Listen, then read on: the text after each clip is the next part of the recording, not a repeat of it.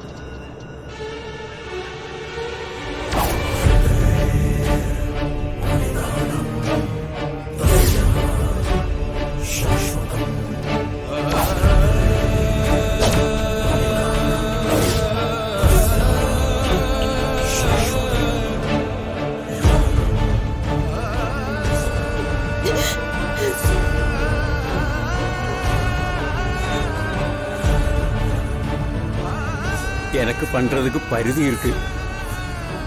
ഇത് അമ്മൻ നിശ്ചയം താ. അല്ല, ഒരമ്മനും തീരുമാനിച്ചിട്ടില്ല. എന്റെ പ്രസാദേട്ടനെ കൊണ്ടുപോകാൻ ഞാൻ സമ്മതിക്കില്ല. അത് അമ്മനും അറിയാം മൂത്തോനെ.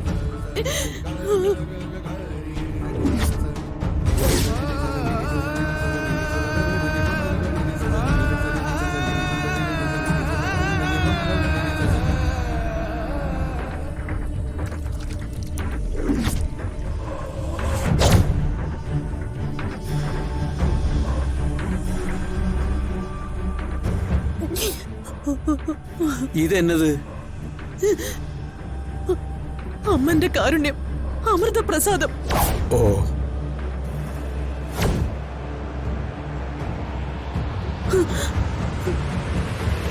அப்படியா? நீங்களே தளிச்சிடுமா. இது உங்க மேலுள்ள அம்மனின் பிரசாதம். நீங்களே தளிச்சிடுமா.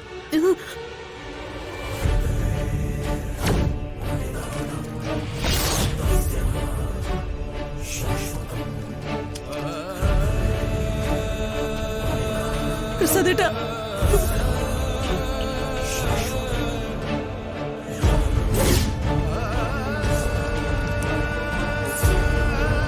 പ്രസാദേട്ടാ കണ്ണു തുറക്ക്.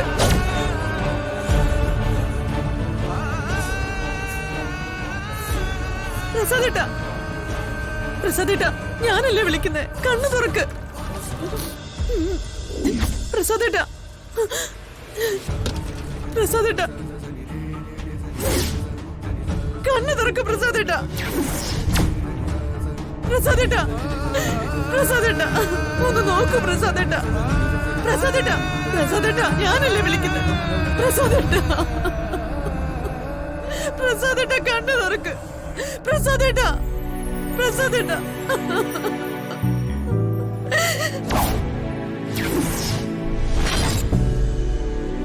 പ്രസാദേട്ടാ.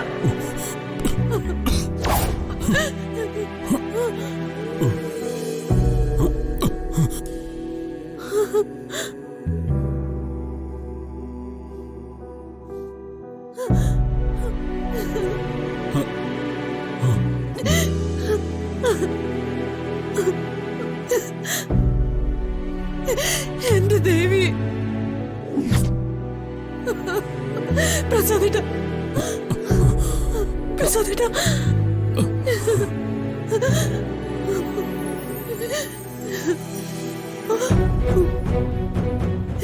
എന്നാലും പ്രസാദേട്ടാ, എല്ലാരും ഉപേക്ഷിച്ച് പോകാൻ നിൽക്കായിരുന്നല്ലേ. അഞ്ജലി, കരയാതെ.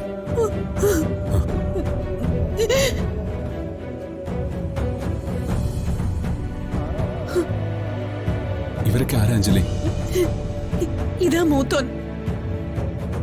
ഇവരൊക്കെ ചേർന്നിട്ടാ പ്രസാദേട്ടന്റെ ജീവൻ രക്ഷിച്ചത്. நான் சிரமிச்சுட்டு பலிச்சதல்ல.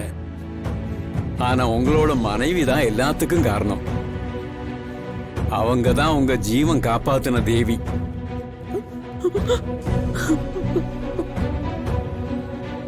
அவரோட விரதம், தியாகம், அதுதான் காரணம்.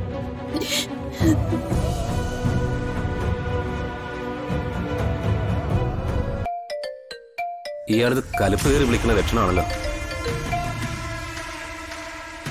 ഹലോ. ആ ഭാഗ്യം. അപ്പൊ താൻ ജീവനോടെ ഉണ്ടല്ലേ? പലതവണ വിളിച്ചിട്ടും തന്നെ കിട്ടാതായപ്പോ ഞാൻ വിചാരിച്ചു തന്നെ വല്ല കരടിയോ പുലിയോ ഒക്കെ പിടിച്ചു കാണുമെന്ന്. വാക്കിന് വിലയുള്ള ഹൈദരുടെ പല്ലും നാക്കും മൂക്കും മുടിയൊക്കെ വല്ല കാട്ടുമൃഗങ്ങളുടെയും വയറ്റിൽ നിന്ന് തോണ്ടിയെടുക്കേണ്ടി വരുന്ന ദുരവസ്ഥയെ ഓർത്ത് ഞാൻ ആകെ ദുഃഖിച്ചിരിക്കായിരുന്നു ഇവിടെ. സാറെന്നെ പരിഹസിക്കാനായി കച്ചകെട്ടിയിരിക്കുകയാണെന്ന് തോന്നുന്നു. അയ്യോ, അതിനീ പാവൻ ഞാനാരാ? കച്ച മുറുക്കി വാളും പരിചയമായിട്ട് യുദ്ധത്തിനിറങ്ങി പുറപ്പെട്ടിരിക്കുന്നത് കുഞ്ഞാലി മരക്കാരുടെ പിന്മുറക്കാരൻ ഹൈദരാലി മരക്കാറല്ലേ? കൂടുതൽ കാര്യം മേയരുത്. നിങ്ങൾക്ക് വേണ്ടിട്ടാ ഞങ്ങൾ ചിലര് അരയും തലയും മുറുക്കി ഇറങ്ങിയിരിക്കുന്നത്. അല്ലാതെ രാധ എന്ന പെണ്ണിനെ എനിക്ക് മുൻപരിചയമൊന്നുമില്ല. അവൾ എവിടെ ആരുടെ കൂടെ ജീവിച്ചാലും എനിക്കൊന്നുമില്ല. ആവശ്യക്കാരൻ നിങ്ങളാ, അത് മറക്കരുത് നിങ്ങൾ. അതേടാ, ആവശ്യക്കാരൻ ഞാൻ തന്നെയാ, അത് മറക്കുന്നില്ല. ഒപ്പം നീ ഒരു കാര്യം ഓർക്കണം. എന്റെ ആവശ്യത്തെ ഗുണിച്ചും ഹരിച്ചും ഒരു വിലയിട്ട് അത് മുഴുവനായി വാങ്ങിച്ചു കൊണ്ടുപോയി വിഴുങ്ങിയത് നീയും കൂട്ടുകാരുമാ. 25 ലക്ഷം ഒരു ഉളുപ്പും ഇല്ലാതെ വാങ്ങിച്ച് കീശയിൽ വയ്ക്കുമ്പോ 25 രൂപയുടെ ഊണിന്റെ നന്ദിയെങ്കിലും കാണിക്കണ്ടെന്ന് ആലോചിച്ച് നോക്ക്. കാശ് വാങ്ങിച്ചു എന്നുള്ളത് സത്യ. പക്ഷേ ശമ്പളം കൊടുത്ത് അടിമപ്പണിക്ക് നിർത്തിയിരിക്കുന്ന കൃത്യഗണങ്ങളോട് ഉപയോഗിക്കുന്ന ഭാഷയും സംബോധനകളും ഒക്കെ അവിടെ മതി. തന്റെ അണ്ണാക്കി തന്നെ വെച്ചാ മതി. ഇല്ലെങ്കിലേ തൊള്ളയിൽ പിരിവെട്ടുന്ന വർത്തമാനം ഈ ഹൈദറും പറയും. അത് മറക്കരുത്. റാസ്കൽ, നീ ആരോടാ സംസാരിക്കുന്നെന്ന് അറിയോടാ? ഈ മേഘനാഥൻ വിചാരിച്ചാൽ നേരിട്ട് വെച്ച് നിന്റെ താനം ഉരത്തും. ഒന്ന് പോടാ അവിടുന്ന്. തനിക്ക് വേണ്ടി രാവും പകലും ഇല്ലാതെ ഇവിടെ കിടന്ന് കഷ്ടപ്പെടുവാ ഞാൻ. കൂടെ ഉണ്ടായിരുന്ന ഒരുത്തന് രക്ഷപ്പെട്ടിട്ടില്ല. അറിയോ തനിക്ക്? 25 ലക്ഷം 25 ലക്ഷം എന്ന് താൻ കൂടെ കൂടെ അട്ടവസിക്കുന്നുണ്ടല്ലോ. അത് മുഴുവൻ ഹൈദർ ഒറ്റയ്ക്ക് വിഴുങ്ങിയതല്ല. അത് ആദ്യം താൻ മനസ്സിലാക്കണം. പിന്നൊന്ന് മനസ്സിലാക്കേണ്ടത്, 3/4 ചക്രത്തിന് താൻ കൂലിക്കെടുത്ത ഗുണ്ടകളല്ല ഞങ്ങള്. ഒന്നാം തരം പോലീസുകാരനാ ഞാൻ.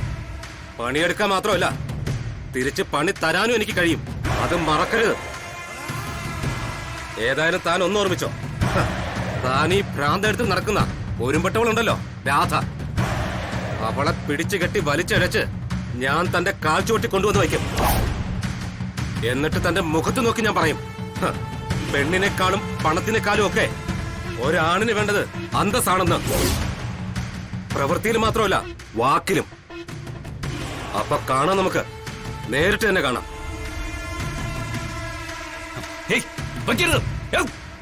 Hello rascal,